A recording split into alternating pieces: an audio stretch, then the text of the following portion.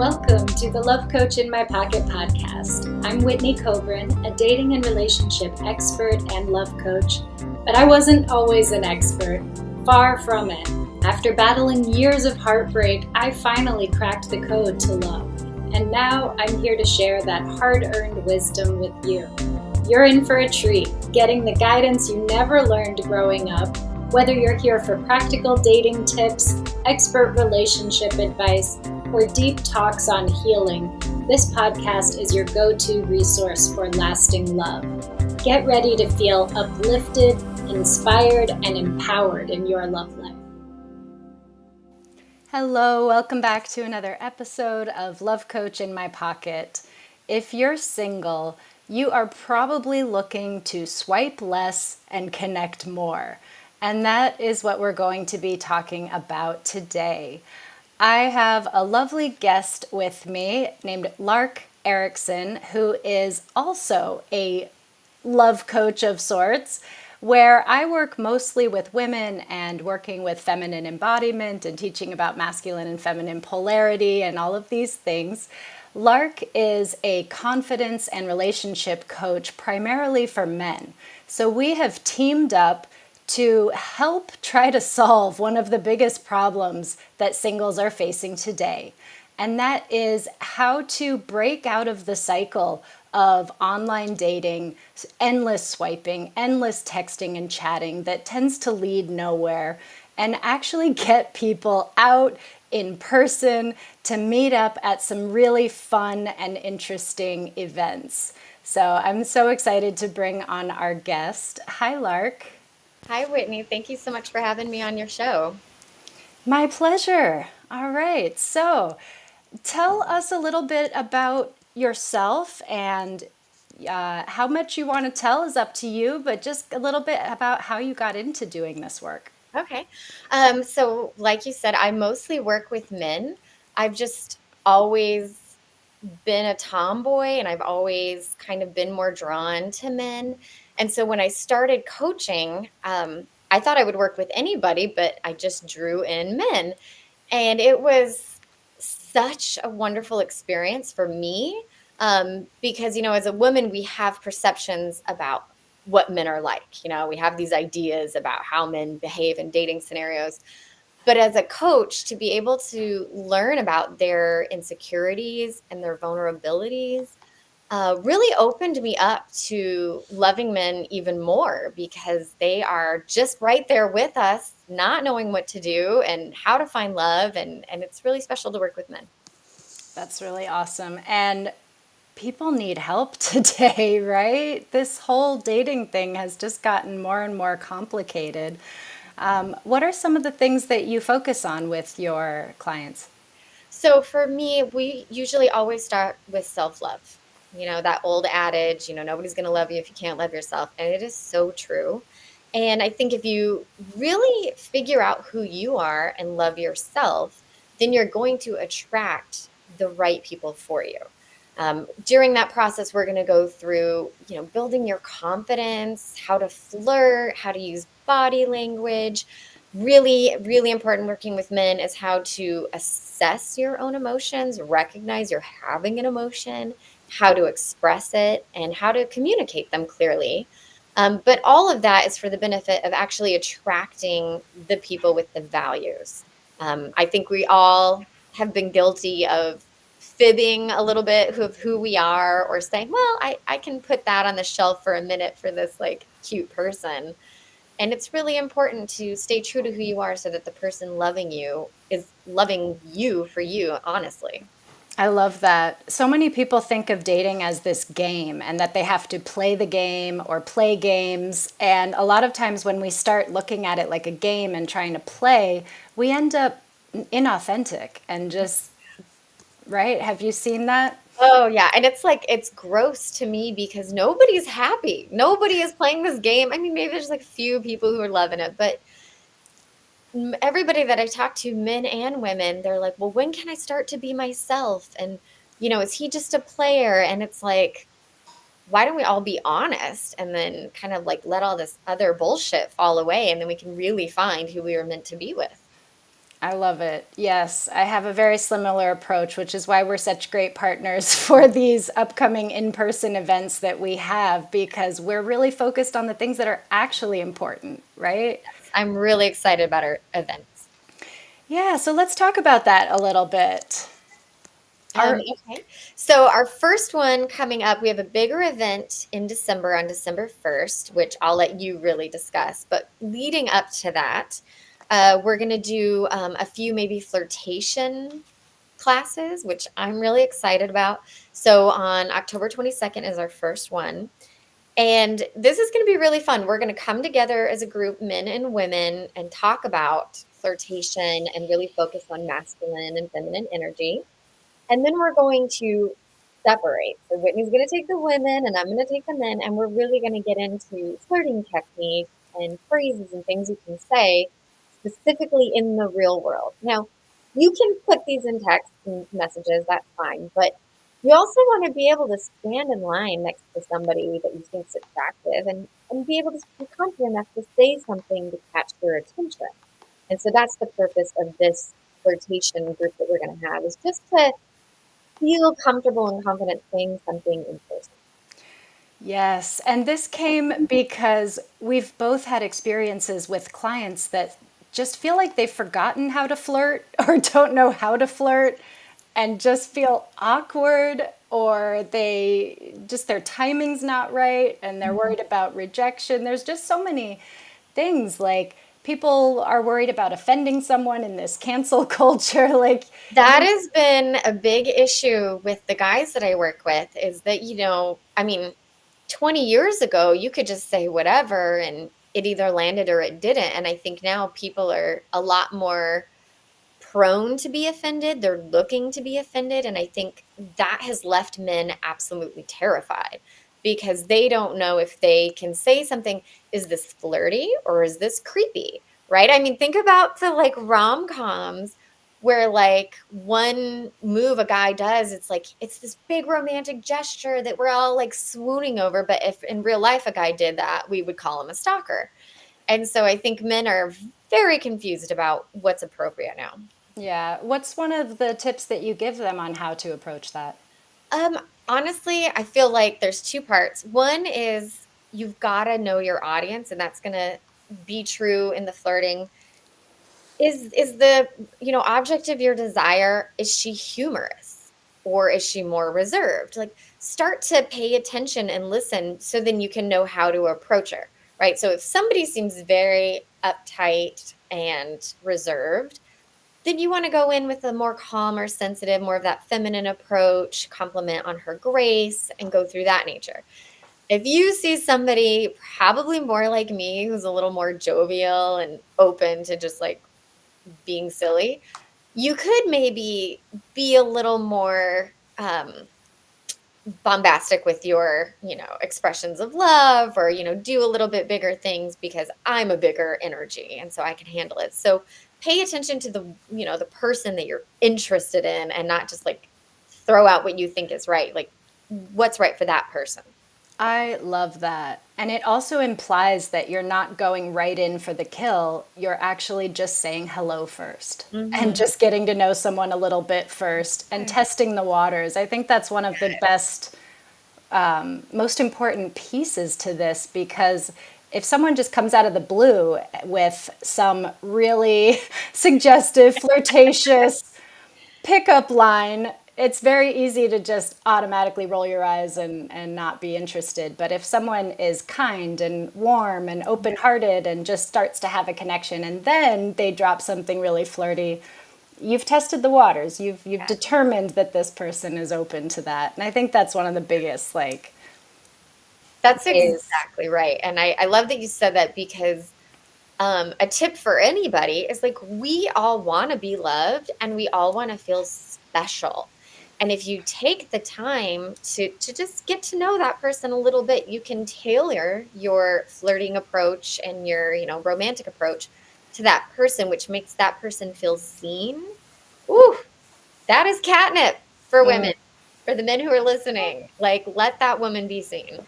Yeah, what a great point. Because before we want to be loved, like we might not know if we want this person to love us and like call us love and be really forward, but we totally want to be seen. So Mhm. if you can just comment on something that you see, oh, I like your shoes, like just commenting on, I see you. Yes, I love that. And I want to say that goes both ways. I don't feel like men have as much expression to, show who they are with clothes and jewelry and accessories and makeup like we do. And so, if you compliment a man, oh, all right, she sees me in my shirt looking good. Like they need that too. Yeah. Yeah. And also they want to be complimented sometimes on things that women don't necessarily want to be complimented on as much. Like maybe you don't tell the guy like, "Oh, you look so cute today." He's like, "Okay, whatever." But Yeah. you say like, "You did such a great job planning this date. Like I really appreciate you. Thank you so much." Yes. Oh, that's a big one. Yeah. So all right. We're going to talk about this event. And I think what makes it unique, and there are a few things that make it unique, but number one is that it's run by two coaches. So we're not here to just throw random people together and hope for the best. We actually want to help and guide and filter who gets into this group because we need these in person events. But I know I've done a speed dating event that was just so random, and I was forced to sit and talk to people that I wouldn't normally want to talk to, and I can make the best of it. But a lot of people are kind of like tired of the old traditional ways of doing this. And so I love that this event is open. It's for mingling. We have conversation starters for people. Yeah. And we'll be doing several events leading up to the event to help prepare people to flirt, to interact, how to handle someone if you don't want their attention, right? Disengaging can often be just as important as how to engage with someone. And very scary for women to disengage. Yeah, you get stuck with Drink Man all night. Right? Yeah. Do you remember there was a comedy, a stand up routine? Anyway, I can't remember who it was, but it's so funny. She just talks about the guy that buys you a drink once and then all night long he's following you around going, Drink Man, remember me? I bought you a drink. You owe me your life. Yeah, like, no, thanks, but yeah, we want connections that go Mm. deeper than that. We want to know that people are going to be talking about what they want out of life and what they're passionate about, and really looking at these compatibility factors. So that's one thing that sets this event apart, is that there is lots of guidance and support and coaching along the way leading up to it and after. Another thing that sets it apart is this is going to be a Matchbox event. So it's called what are we calling it? Connection Lab Matchbox event. And what that means is when everyone arrives at the event, they'll scan a QR code that takes them to a survey, and they fill out these curated questions that have been created by a company called Marriage Pact. And all of these questions are clinically proven to actually relate and correlate to long term success in relationships. So these are Based not on just, your values and your core values about who you are as a person and what you're looking for. So it's not just like, what you like on a superficial level. Like these actually make curated, connections with people. yeah. So everyone's going to come to the event, start meeting and mingling, and you don't know who your match is yet. So first, you just get a lay of the land and meet who's there. We'll have a specific age range listed. For the Mhm. first event, it's going to be in your 30s and 40s. So 30 to 49, men and women. And so once you fill out this survey at the event, then about, three-quarters of the way through, before the end of the night, you'll find out who your match is. So during our 2-hour event, we'll have activities where you can mingle around and meet other people just naturally and see who you have chemistry with and use our flirtation techniques. But at the end of this, you will be leaving with a specific match for you that is based on your values and what you're looking for. And to me, that's huge because you're not just winging it and going, oh, I kind of like that person. you're going to know who is the right match for you. But one part that we can't control for is attraction. So you might be matched with somebody that you're not actually attracted to. That can happen in real life. So, Whitney, what do you suggest we do in this? Yeah, so that's one of the great things about this event is that you're going to meet at least 20 people of the opposite sex. So even if you don't find that your match is your dream person, hopefully you'll still meet someone or a few people at the event that you can continue to talk to.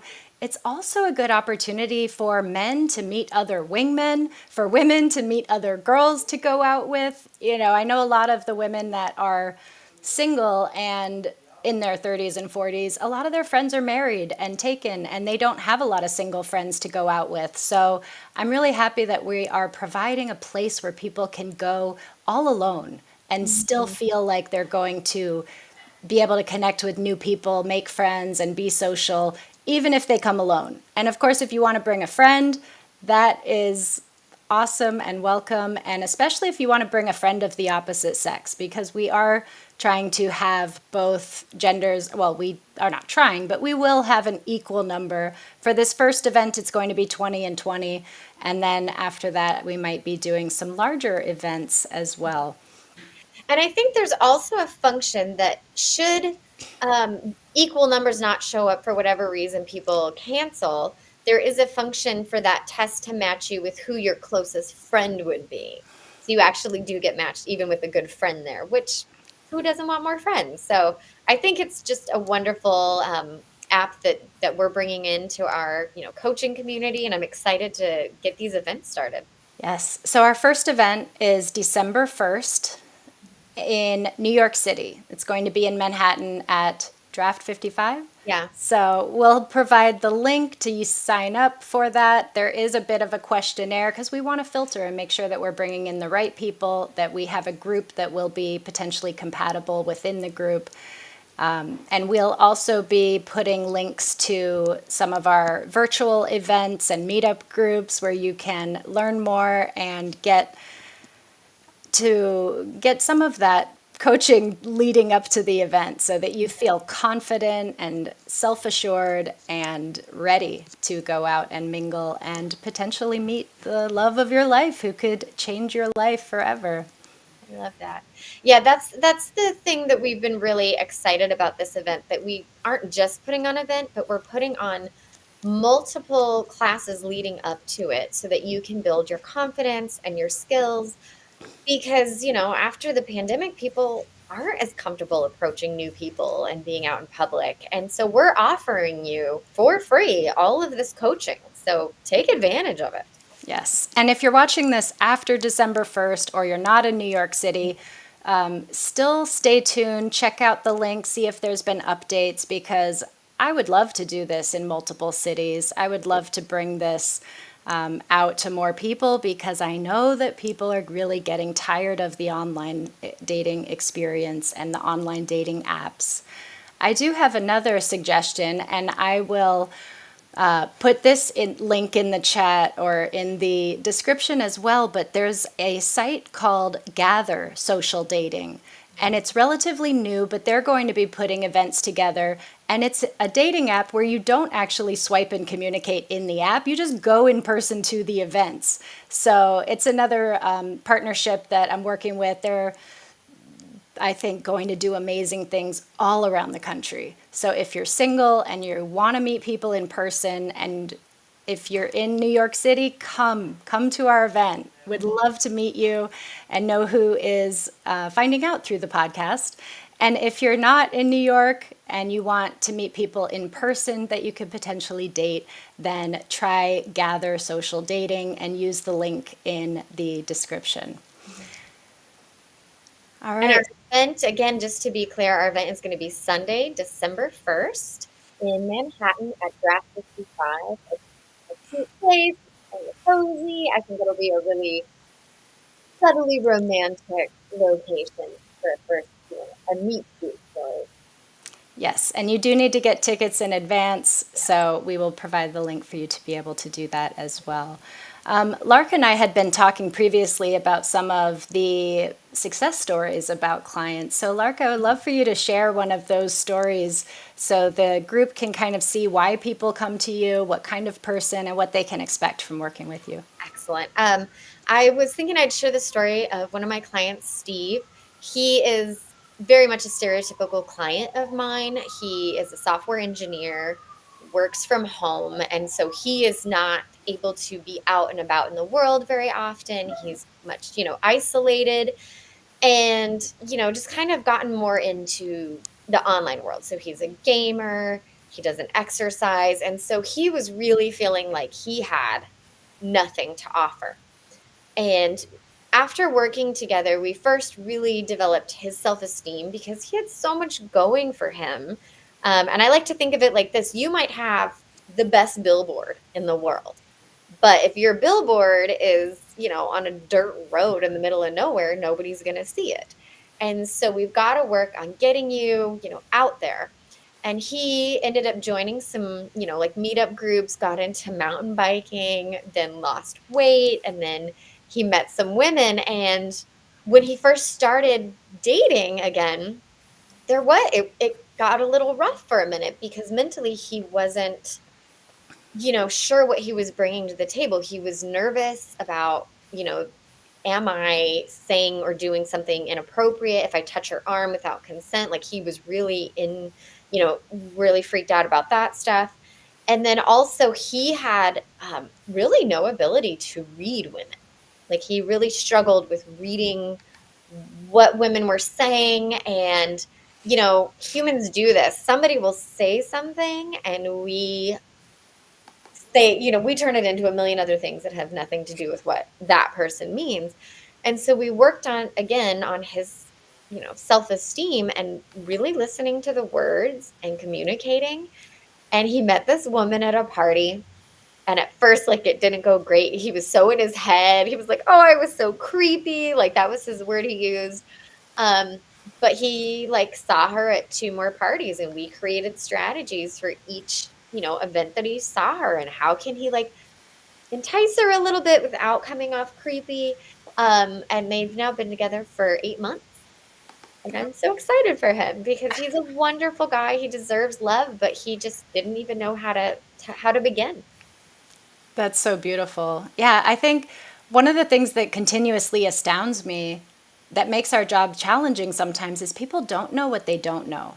Yeah. So they might come to you just saying, I don't know. I don't know why it's not working, but I'm still single and there's got to be something I could do to make that better. They don't often come saying, exactly knowing exactly what it is they need. I know for me, I work a lot with women on their feminine embodiment and understanding masculine and feminine energies, which when they first come to me, they often have no idea that that's even an issue or a challenge. And for a few women, honestly, it's not.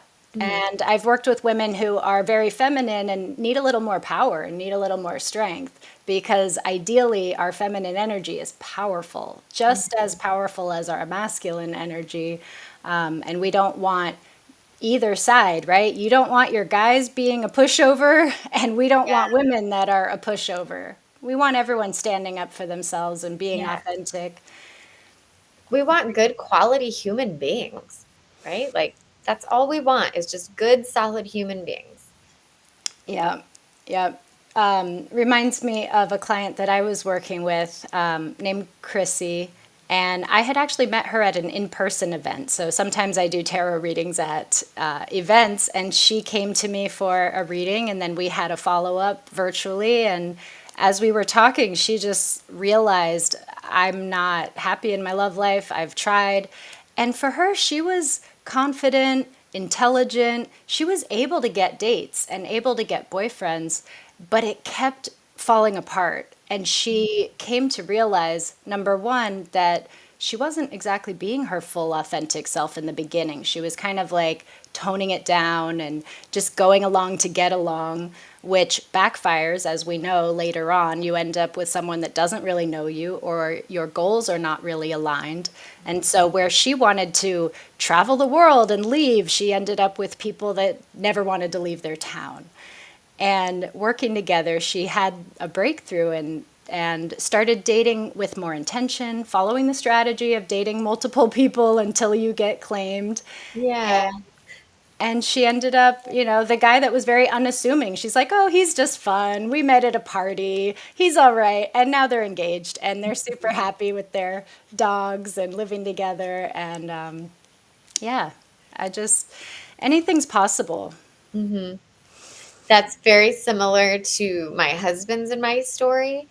Like he was just so easy to be with, but he wasn't, the flashiest guy or the sexiest. Like he wasn't any of these types of guys. He was just a guy. Um, and he is like the best guy. Like I am so in love with him. He's the most wonderful human being. And it was really came down to just the fact that I enjoy being near him more than anybody else. And so I think when you are true to yourself and honest about who you are, you will find that match that's who they are and who are honest about themselves. And it's just a wonderful way to, create a relationship.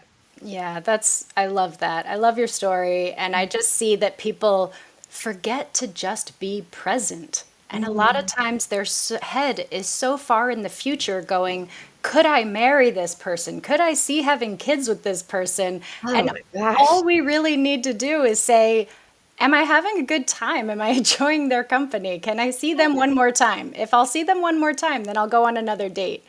And often it is those people that are kind of unassuming. They're not creating butterflies because they're not creating anxiety inside of you. Like you feel Mhm. calm. And that's what we really want in a partnership long term, right? Someone that makes us feel calm and protected and safe, and someone we can open up to and communicate with. And often what we think is attraction is just totally not real attraction, right? No, just unhealthy anxiety. You brought up a really good point just now. I think, when you said, oh, we're already thinking like, is this somebody I could marry? I think women do that a lot more where we're like, I know I did when I was single. I would go way down the road, even on the third date. And men are far more present. And I think for the women listening, really take this in that men are far more just, I'm here on this date. Let me do a good job on this date. Um, and men truly want to please women. So if you can be honest about what you want, they'll do it. It's pretty remarkable. Like just be honest. I think women get into the trap of assuming men can read their minds. Yeah, it's like he should just know. Yes. And let me tell you, because I've been married for 13 years, they don't know. They don't know. They will never know. It's fascinating. It's fascinating how you can be with somebody. And it's like women, we have, it's like spaghetti in our brains. We can understand so much at one time. I have so many things going on. And so, of course, I fully understand what Whitney's experiencing and how she's, perceiving the world. But men don't have that, right? They're very linear. What do I need right in front of me? And so we can't assume that men know. And so, for the women, just there's nothing wrong with the guy. He's wonderful. There's nothing wrong with him because he can't read your mind. If you just tell him what you want, he will give you what you want. It's amazing. It's so simple. So simple. We make it so hard, but it's so simple. Yes, awesome. Well, thank you so much for being here, for being a guest. I'm super excited for our upcoming Connection Lab Matchbox party Mhm. and all the other events that we're hosting virtually. Tell everybody where they can find you. All right. So you can locate me at larkericssoncoaching.com. I have all my stuff up there and you can schedule sessions with me. And I just look forward to hearing from you and helping you on your journey towards love. Awesome. Well, we all appreciate what you're doing because the world definitely needs more help in the area of love. Yeah. Same with you. All right. We'll see you all next time. Thanks for tuning in to another episode of Love Coach in My Pocket, where we talk about love, dating, relationships, healing, and all sorts of topics related to these. Don't forget also to download the Love Coach in My Pocket app from the App Store for tons of free resources to support you on your journey.